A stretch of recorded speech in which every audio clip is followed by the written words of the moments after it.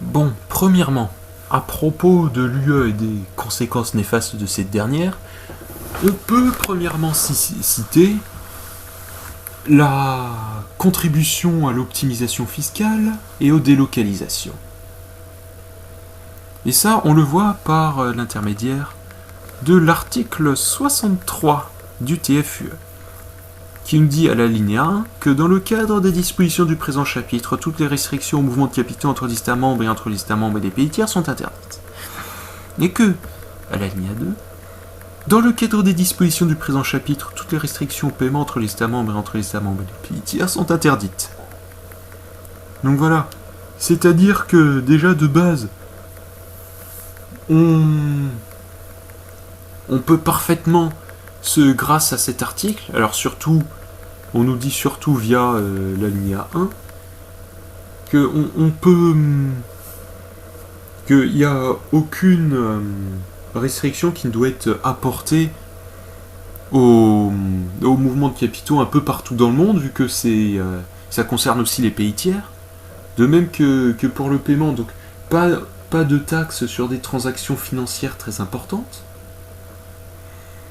pas de contrôle des mouvements de capitaux pour empêcher l'optimisation fiscale, vu que oui, via l'alinéa 1, rien n'empêche du coup une personne ou une grosse entreprise d'aller déclarer ses bénéfices dans des pays au climat fiscal plus favorable et déclarer les pertes dans ceux qui sont le plus défavorables pour optimiser ses impôts, c'est-à-dire payer le moins d'impôts possible.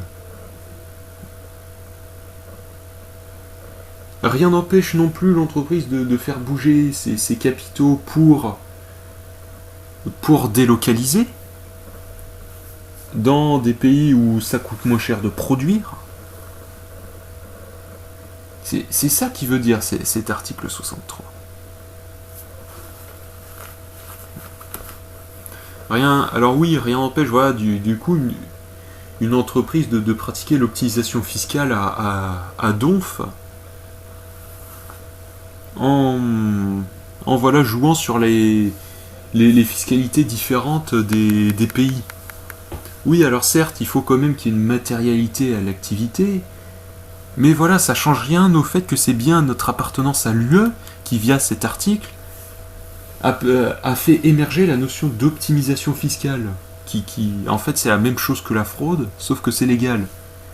Donc ça ne change rien au fait que c'est bien notre appartenance à l'UE qui fait que la notion d'optimisation fiscale existe et qu'on perd beaucoup d'argent, des dizaines de milliards par an, 60 à 80 même, 60 à 80 milliards de perdus par an, par l'optimisation fiscale, donc par la fraude légale, qui vu qu'elle est légale, on ne peut pas l'empêcher. C'est ça le problème. Et alors voilà, du coup, via cet article, il permet aussi les délocalisations, donc à des entreprises d'aller délocaliser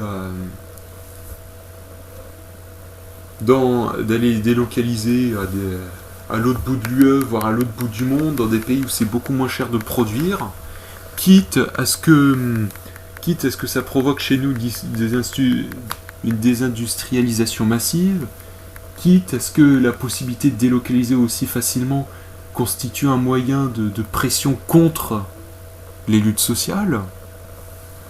Ça, visiblement, pour l'UE, elle a aucun problème. L'UE n'a aucun problème avec le fait qu'on perde plusieurs dizaines de milliards par an à cause de l'optimisation fiscale ou qu'on se retrouve à subir les délocalisations. L'UE, elle s'en fout. Alors bon, certes, j'ai quand même y ajouté quelques précisions parce que dans l'article 65 du TFUE, on nous dit que l'article 63 ne porte pas atteinte au droit qu'ont les États membres d'appliquer les dispositions pertinentes de leur législation fiscale qui établit une distinction entre les contribuables qui ne se trouvent pas dans la même situation en ce qui concerne leur résidence ou le lieu où leurs capitaux sont investis. Donc, il peut quand même y avoir une distinction au niveau de la fiscalité entre ces deux personnes. Ils peuvent toujours, à la partie B, on nous dit qu'ils peuvent toujours faire respecter leurs lois, et demander à ce que les mouvements de capitaux soient déclarés. C'est toujours ça. Sauf que voilà, juste déclarer les mouvements de capitaux, ça les empêche pas du tout. Hein. C'est juste on les déclare, puis bon, faire respecter leurs lois. Le problème, c'est que ça doit être compatible avec les traités. Et le problème est que les mesures et procédures visées au paragraphe 1 et 2, donc ce qu'on nous dit dans le paragraphe 3, ne doivent constituer ni un moyen de discrimination arbitraire, ni une restriction déguisée à la libre circulation des capitaux et des paiements tels que définis à l'article 63. C'est-à-dire que ces mesures ne doivent pas aller à l'encontre de la libre circulation des capitaux et des paiements.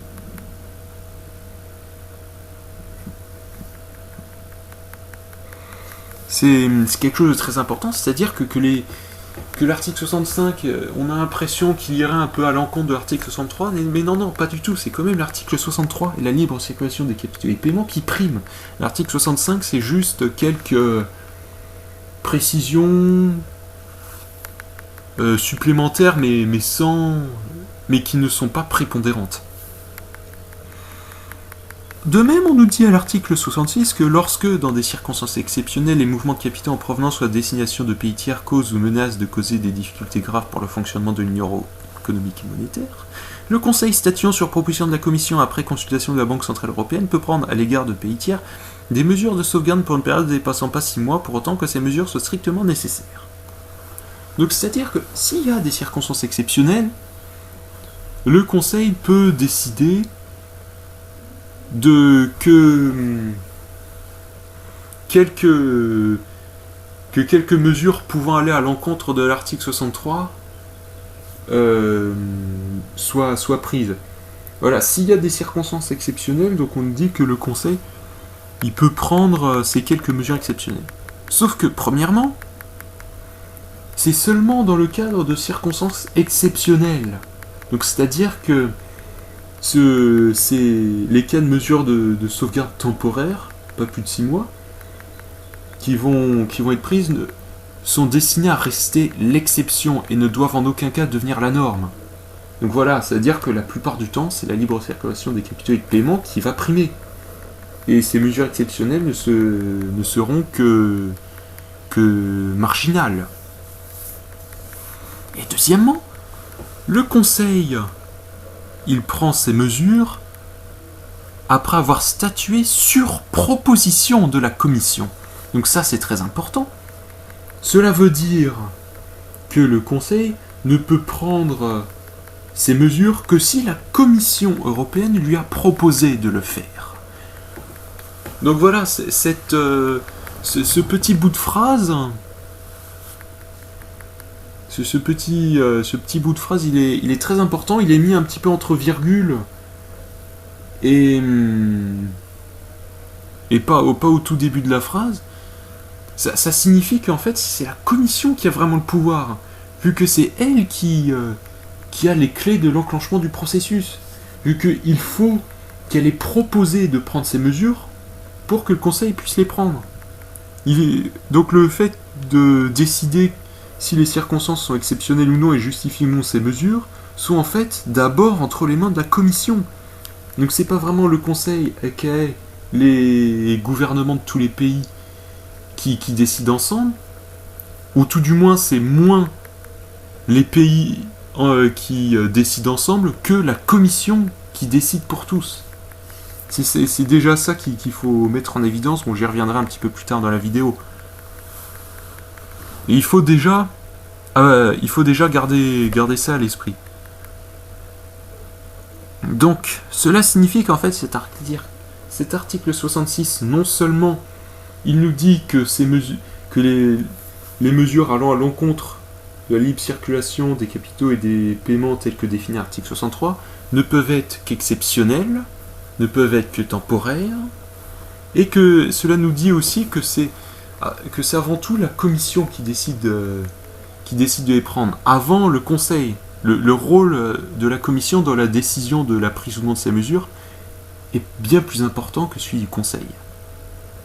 On y reviendra plus tard au rôle de la Commission, mais il y a beaucoup à dire. Sur ce, passons au suivant.